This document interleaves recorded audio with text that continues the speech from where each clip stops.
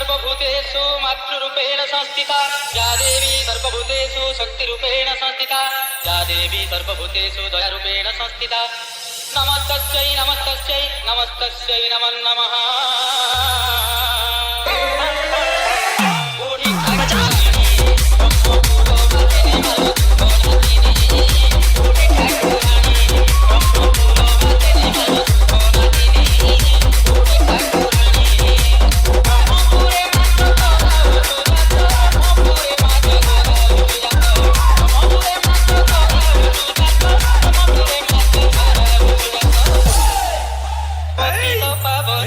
DJ Titu